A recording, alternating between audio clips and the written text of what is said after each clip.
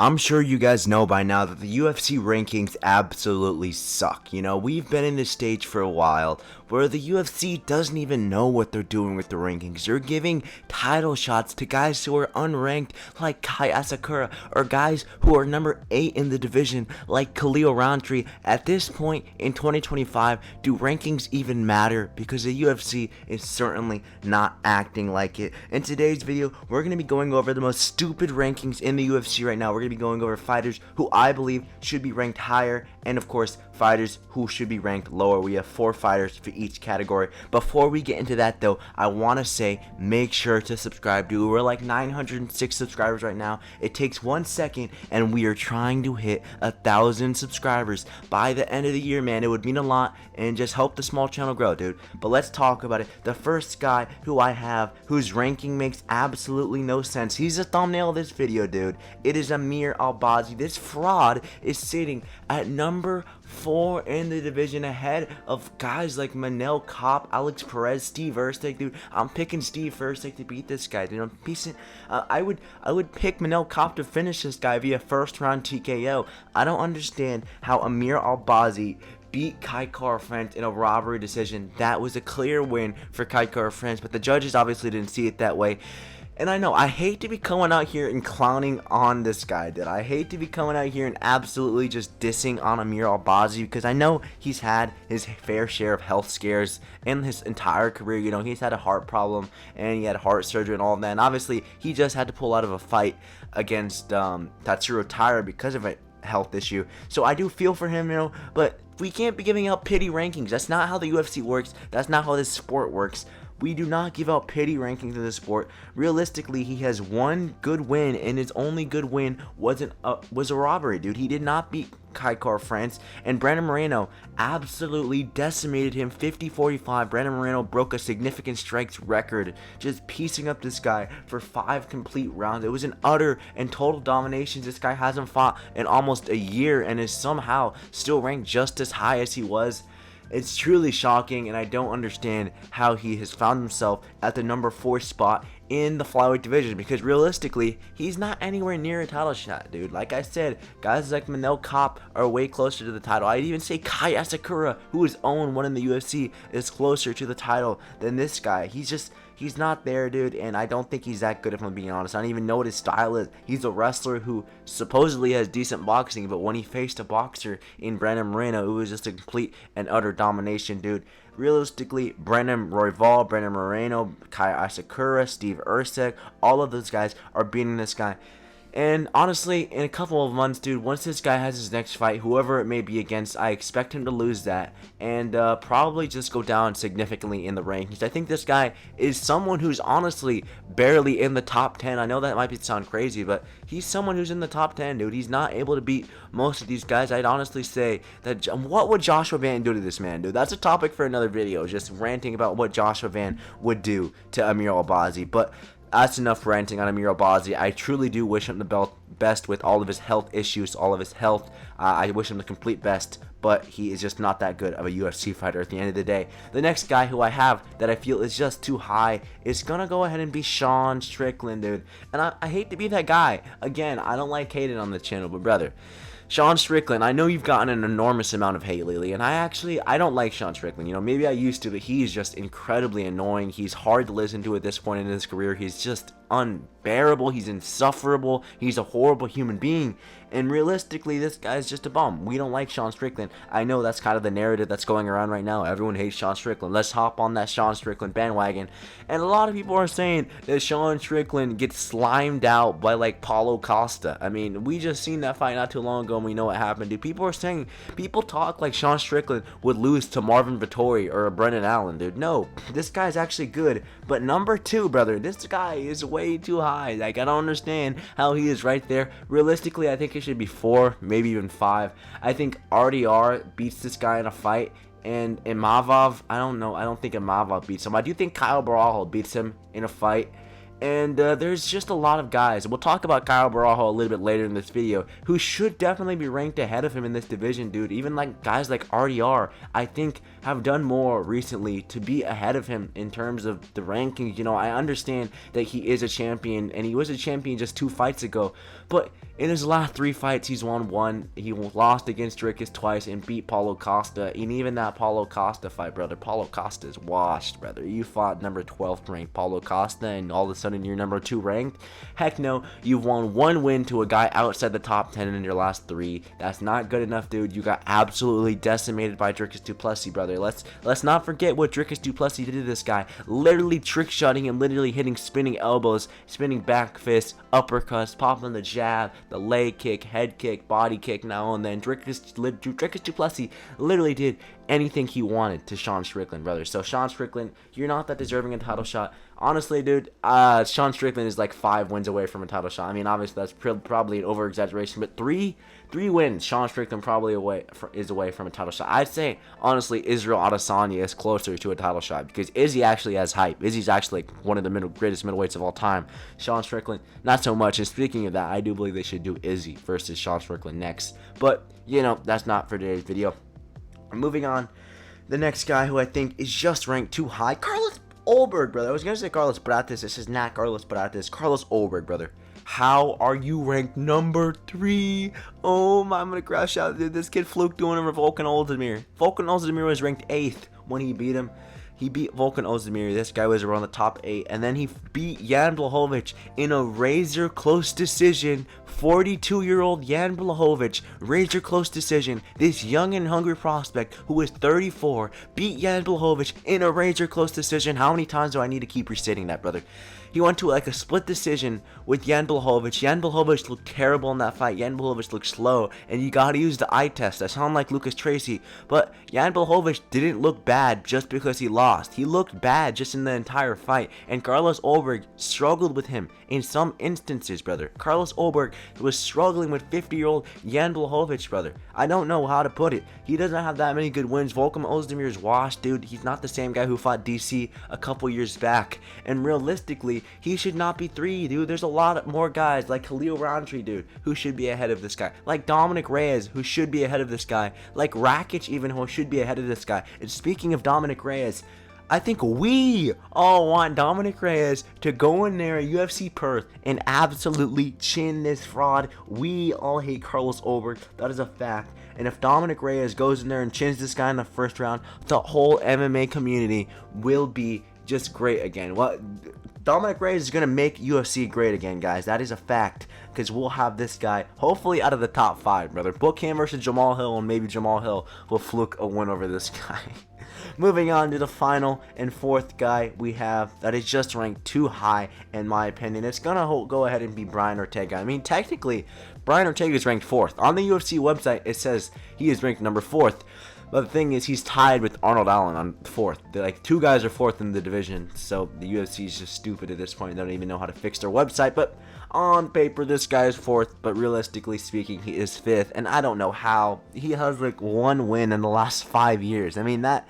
Obviously, that's probably not true, but that's what it feels like, man. He fluked to win over Yair Rodriguez. Yair Rodriguez, that crybaby. He fluked to win over.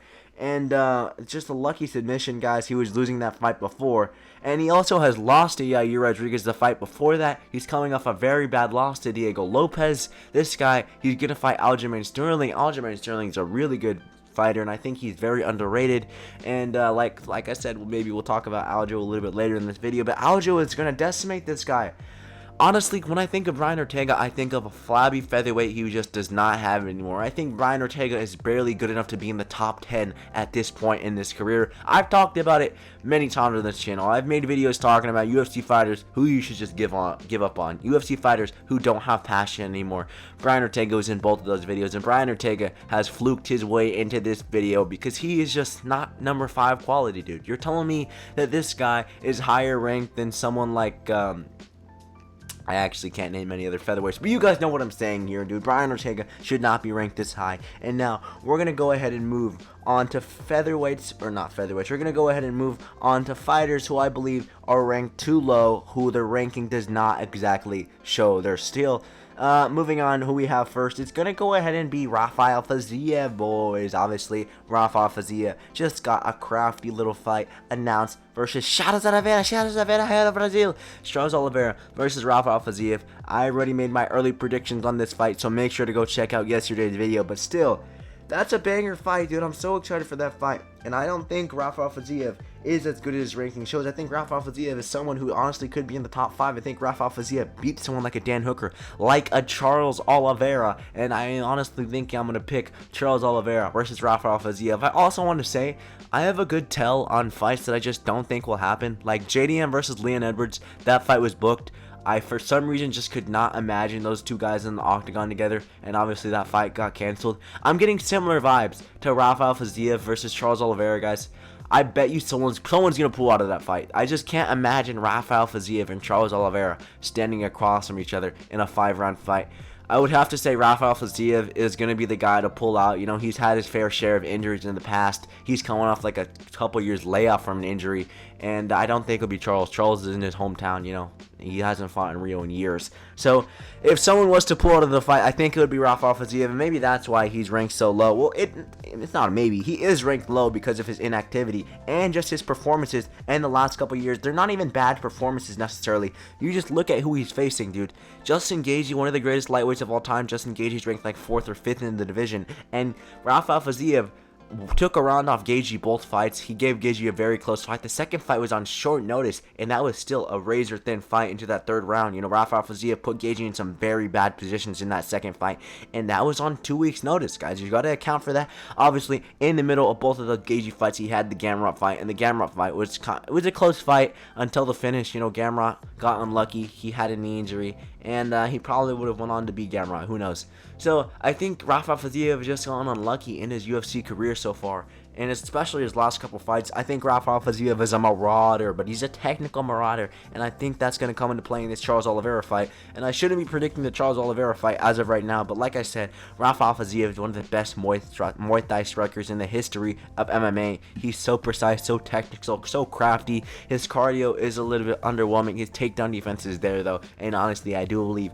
if he doesn't beat Charles Oliveira, this is going to be a very technical and close fight versus Charles Oliveira. So, Rafael Faziev, you're way too low, buddy. The UFC needs to put some respect on your name, and I'm glad they're doing that because they gave him a big step up in competition in Charles Oliveira. If he beats Charles, he'll probably be in the top 5. So, like I said, man, maybe I'll be biting my own words. Maybe Rafael Faziev will get chinned by Charles Oliveira in the 1st round, and this video will look like a joke in a couple months, or I could be spot on, and Rafael Faziev actually is in the top 5. But moving on to the next guy who we have, Aljamain Sterling. I told you guys I was going to come back. I told you guys I was going to touch on Aljo, Big Aljo, as I call him, the Big D himself. Aljamain Sterling. I like Aljo, dude. I think this guy gets a lot of hate. You need to cut this guy some slack, brother. This guy is the greatest, not the greatest. He's one of the greatest bantamweights of all time. I think he is the 2nd greatest bantamweight of all time, only behind the GOAT Merab Dvalishvili. But still, dude, Aljo's put on a crafty little performance against Calvin Kattar, and I understand Calvin Kattar sucks now. I think Calvin Kattar's unranked at this point in his career. But still, dude, he obliterated Calvin Kattar. That Calvin Kattar fight wasn't even close, but so did everyone else against Calvin Kattar. So I kind of see where a lot of people are coming from when they say that he shouldn't be ranked. But this guy went life and death with Movsar Evloev. This guy gave Movsar Evloev one of his toughest challenges to date. He was piecing up Movsar Evloev on the feet. Not really, but the grappling was so close in this fight. We've never seen Movsar Evloev as tested in the grappling department as he was in this fight. The scrambles in that fight. If you haven't seen their fight at UFC 310, I challenge you to go back, watch their fight. Movsar Evloev versus Aljamain Sterling. One of the best showcases of grappling you will ever see. The Grammy rolls in this fight, brother. The scrambling, the jiu-jitsu exchanges in this fight were so fun. You know, they actually made a grappling fight entertaining. And go back and watch that fight because it was actually really entertaining. Aljamain Sterling, you went life and death with the #1 contender. That just says a lot. That says a lot. And on paper, he's only beat Calvin Kattar at featherweight, but I think he's going to go in there. He's going to beat Brian Ortega, and he's going to be in the top 5 at featherweight, so I'm happy for him. And just as of right now, that number 7 next to his name doesn't necessarily belong there. So that's why Aljo, Big D, is here. Moving on to the 3rd fighter, we have I don't care. All right, Paddy Pimblett. Although I've talked a lot of trash about Paddy Pimblett on this channel before, I've said a lot of negative things. I said Paddy Pimblett is nowhere near a title shot. I still stand by that, however. I'm just saying, dude. All right, listen. Michael Chandler went to a 5-round decision where he got obliterated by Charles Oliveira. But Charles Oliveira did get stunned by Michael Chandler in that 5th round, and Michael Chandler looked decent in the 5th round. All right, maybe not the rest of the fight, but he had moments against Charles Oliveira. You can't deny that. And then just 3 months later, practically, he went and fought Paddy Pimblett. Paddy Pimblett absolutely decimated Michael Chandler. You can't fall off that much in 3 months, brother. I don't think a lot of people realize that. Like the juxtaposition between the UFC 309 fight and the UFC 314 fight, that's only 5 pay-per-views between. Sorry, 4 pay-per-views between. And the difference between the performance of Charles Oliveira and Paddy Pimblett is very drastic, to say the least, guys. Paddy Pimblett went in there, absolutely humiliated Michael Chandler for 3 rounds, before he got the finish, just smashing Michael Chandler's face in. Charles Oliveira got a very interesting decision where he almost lost in the 5th round. I just want to say that. So Paddy Pimblett, although I don't think you're anywhere near a title shot, I don't think we've ever seen Michael Chandler done that bad. I mean, I know that's a bit of a cliche at this point, but who has done that to Michael Chandler, guys? Realistically, who does that to Michael Chandler? No one finishes him that brutally, and Michael Chandler has a moment in every single one of his fights in his UFC career so far, except not against Paddy Pimblett. Paddy Pimblett didn't give Michael Chandler a chance to capitalize at all in this fight, and you got that's actually pretty impressive. Like, Michael Chandler's had big moments against guys like Gaethje, guys like Poirier, guys like Oliveira, guys like freaking Dan Hooker, but not against Paddy Pimblett. So that means something, dude. That either shows us how good Paddy Pimblett's chin is, how good his fight IQ is, or just in general how good Paddy Pimblett is, and that is why he is here. And the final guy I have today is going to be Kyle Baral, and I honestly don't like Kyle Baral. I think this guy just lies for the love of the game, guys. I love that meme, man. Kyle Baral literally lies for the love of the game. This guy just makes up random stuff, and it's actually funny. But still, dude, I'm not the biggest fan of him. I think he has a very impressive win over Jared Cannonier, especially after we've seen what Jared Cannonier did against freaking Gregory Rodriguez not too much later.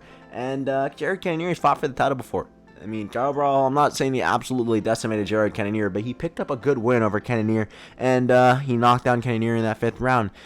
Although he doesn't necessarily have the good strength of schedule and resume, I think his ability and what he's done in these fights have just been far impressive. He absolutely chinned Paul Craig. I mean, Bo Nickel didn't chin Paul Craig. Bo Nickel didn't make Paul Craig look silly. This guy brutally chinned Paul Craig at UFC 301. Then he fought Jared Cannonier. Made Jared Cannonier kind of look silly in that 5th round, but altogether it was a close fight. But Jared Cannonier is a tricky customer. I'm not saying Jared Cannonier is a bum. And now he's getting a big matchup against the #1 contender in Nasruddin Imavov.